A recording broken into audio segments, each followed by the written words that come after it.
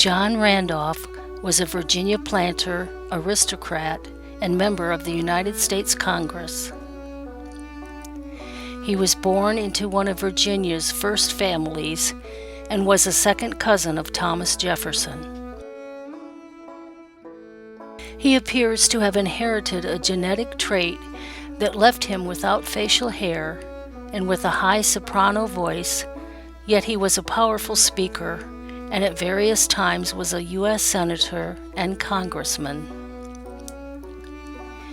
It appears that Randolph suffered from tuberculosis throughout his life and would use alcohol and opium in order to cope with his discomfort. These would only worsen his behavior. His tuberculosis appears to have permanently prevented the onset of puberty, and he became difficult from his youth onward.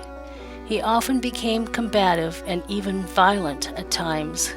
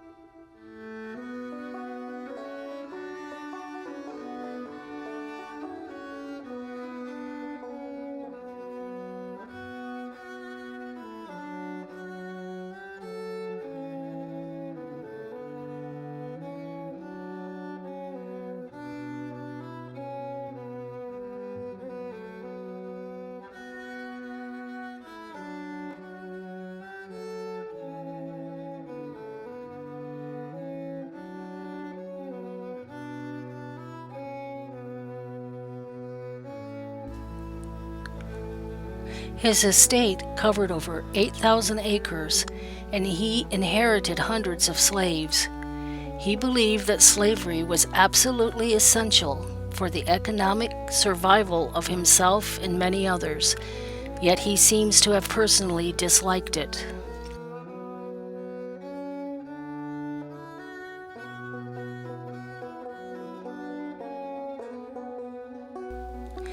He personally taught many of his slaves to read and write, and generally treated them humanely. When Randolph died in 1833, his estate became a matter of contention. He had created 3 different wills over the years, starting in 1819. The first 2 had stipulated that his slaves be set free upon his death, and also that money be set aside to purchase land where they could live in freedom. However, his final will from 1832 stipulated that his slaves be sold. He is said to have repudiated this will on his deathbed. Randolph's brother contested the will. 13 years of legal wrangling ensued, during which time the slaves remained in bondage.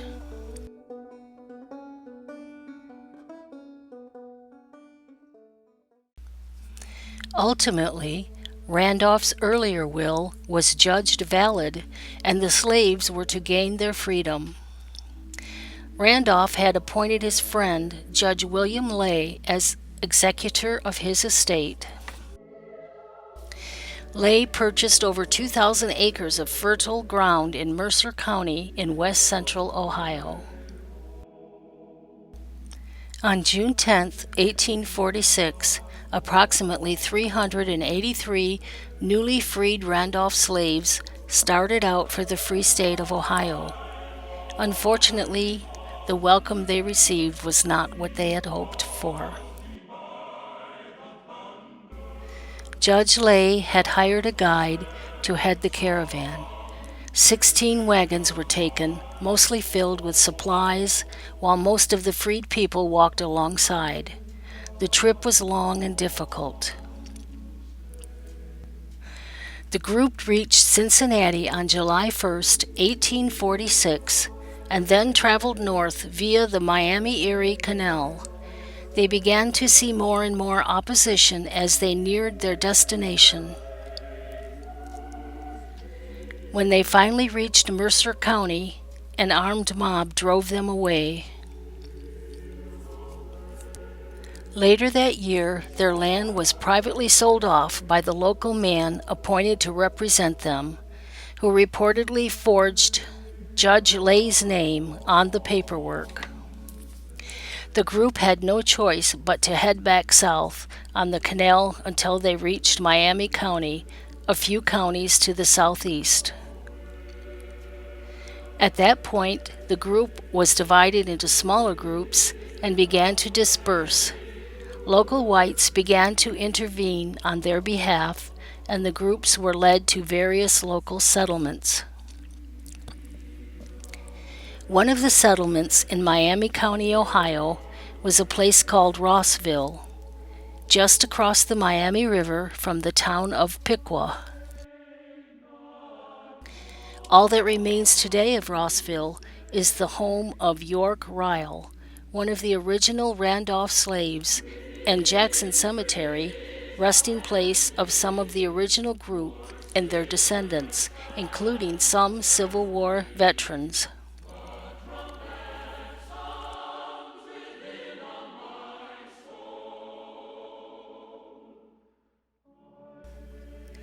In 1907, Ryle and others of the group attempted to sue to recover the land originally bought for them. The case went all the way to the U.S. Supreme Court, but the statute of limitations had long since expired, and the lawsuit came to nothing.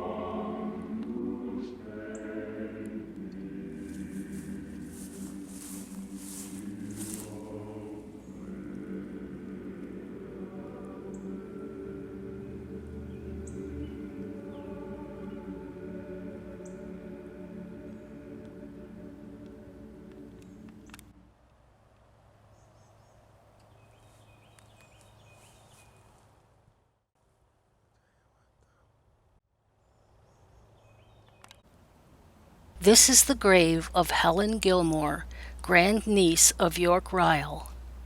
Mrs. Gilmore did much to uncover the history of Rossville and the Randolph Slaves.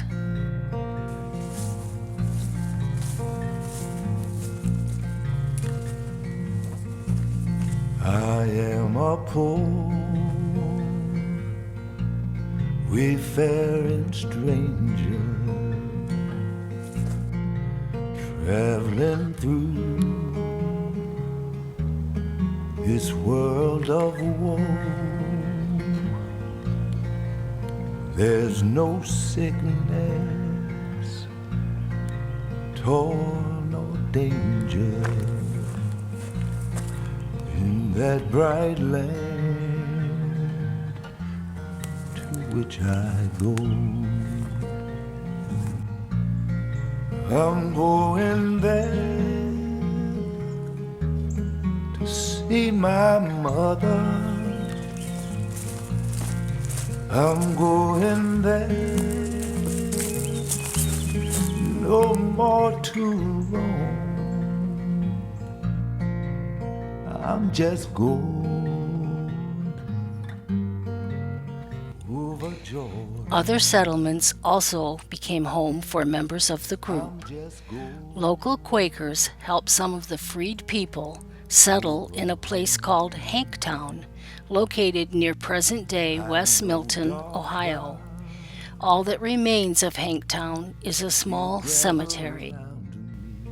Among the places in nearby Shelby County where some of the Randolph slaves settled was the village of Rumley.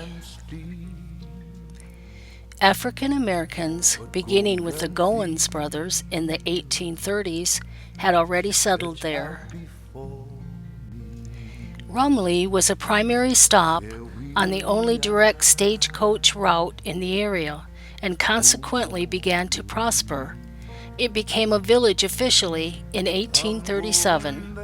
In time, there would be several businesses, churches, and schools. Brother, I'm going there. No more to roam. I'm just going. Next door to the old school is the Rumley Baptist Church, built in the 1880s. Over home. I'm going there to see my mother. She said she'd meet me when I come. I'm just going over Jordan. I'm just going over home.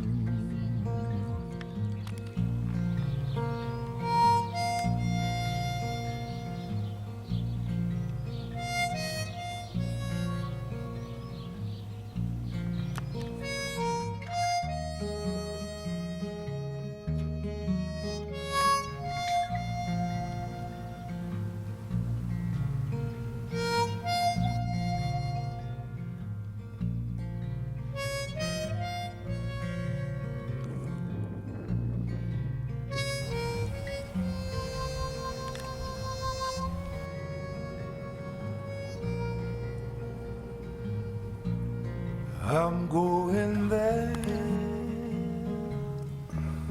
to see my father.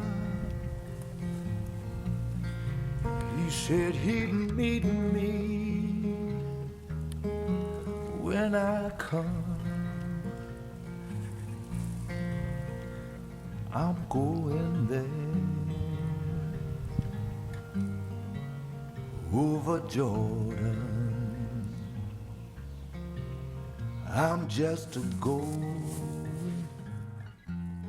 to my new home.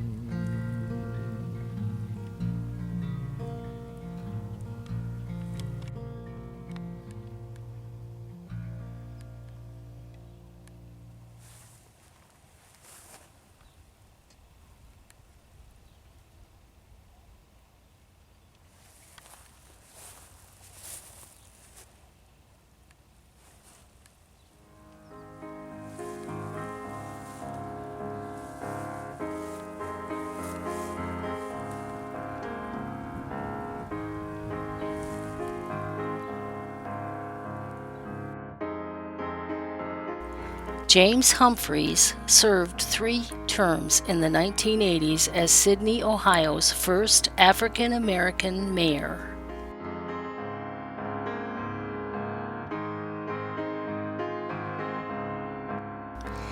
Helen Gilmore helped uncover much of the history of the Randolph Slaves and of Rossville, Ohio. She was the director of a museum dedicated to Rossville. Upon her death, she bequeathed her research to the National Afro-American Museum and Cultural Center in Wilberforce, Ohio, where the story of the Randolph freed people will live on.